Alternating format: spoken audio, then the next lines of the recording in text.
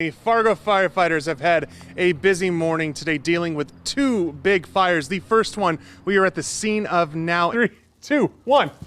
We're just sitting here kind of floating backwards down the Red River like you do on a Wednesday morning. And I'm here with Cookout Christian, one of the hot doggers.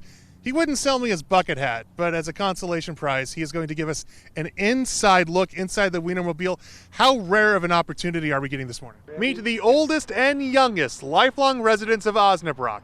94-year-old Shirley Munson and her 8-month-old great-grandson Carl. That's what stands out to us, but Maggie, like seeing those animals up close, what stands out the most to you? Naram designed the Babbit so that even a novice like me could pick one up and learn a couple tricks right away. This week's match, I'm so excited to tell you about me and my little brother, Garen. The rune stone that allegedly, when it was discovered, supposedly dated Swedish settlers back to, what, the 1300s? And we got to feel what it was like to take off and land. It's a lot bumpier than your regular commercial jet. And of course, we'll have all the information you need about cute little furballs like Phoebe here online on the Pet Connection page on KVRR.com. Emily, I know you were wondering about that fair food. In our next live segment, I'm actually going to try some of those cricket chips that she was talking about. Body fakes it pretty good. There's not a lot to fake here. You're pretty special, aren't you? We'll have one last check of the weather after the break. Brent and Anna Huso came to Ukraine in early February to visit Anna's family and take a ski vacation in western Ukraine, even though the U.S. Embassy warned them. They said do not travel to Ukraine, but we kind of kept the optimism as any Ukrainian here has kept. Then it turned for the worst on us. Anna's parents, sister, brother-in-law, and nieces had already returned to their home near Kyiv when Russia first invaded. It was panic.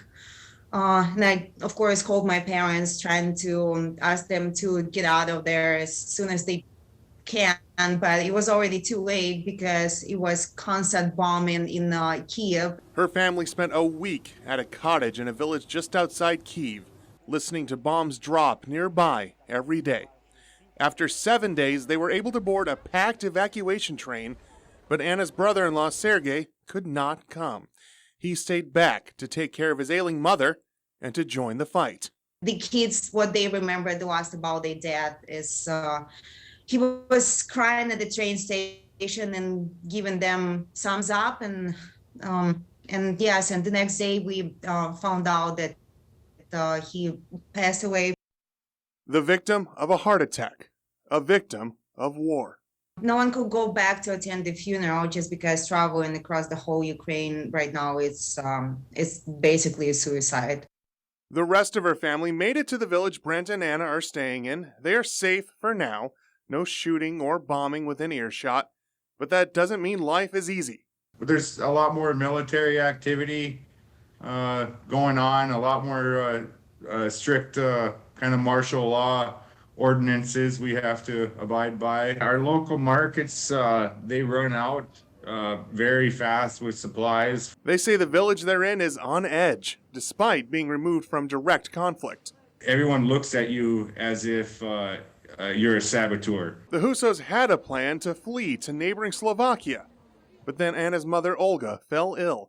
She was hospitalized with chest pains, keeping everyone in the war-torn country. The right thing for us to do is still to make sure the well-being of our family is taken care of. They hope to be able to leave the country once Olga feels better. Their ultimate goal is to relocate the family to North Dakota, but they haven't had much luck. We keep on getting this runaround where, you know, here's the link to the United States immigration process, and it's like, well, yeah, we know how this process works, and it's not helpful during this time. We need immediate assistance, not a 2-year process. Despite the tragedy they are enduring, the Husos can still find a little moment of levity at the expense of the Russians invading the country.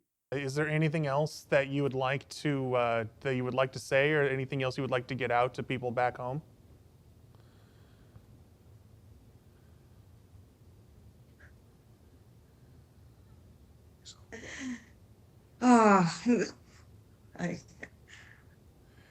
Sounds like you might have something in mind, or? Yeah, we do. If you need, we can bleep things. Okay, it's Russian warship. Go yourself. Flag flying season. What do you see when the flag flies? Is it more than cloth waving in the breeze? For this family, the meaning runs deeper. There's a reason that flag is there. Each flag is a person, My father-in-law's flag, my wife's flag. a story He was in the 82nd Airborne. of sacrifice for our freedom. He was in the same prison camp at the same time as the Great Escape. Brought together, they form a tapestry. It takes individuals to do that, and when you put them all together like this, it's very impressive. Brian Johnson started planting these flags 2 years ago, Each flag as I carried out, I talked to him. right in his front lawn. I thought it was a good idea. I mean, we've got a yard, plenty of space for it. His wife Lacey gives her full support. In fact, she's one of the veterans honored in the display. He likes you. Yeah, it's mine, so. The whole idea started as a family affair, following the footsteps of Brian's great uncle, Perry Sheldon. He's passionate.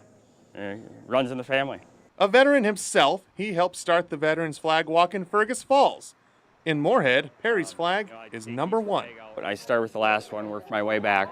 Perry's is always the last one to go on the ground, and the last one up at night.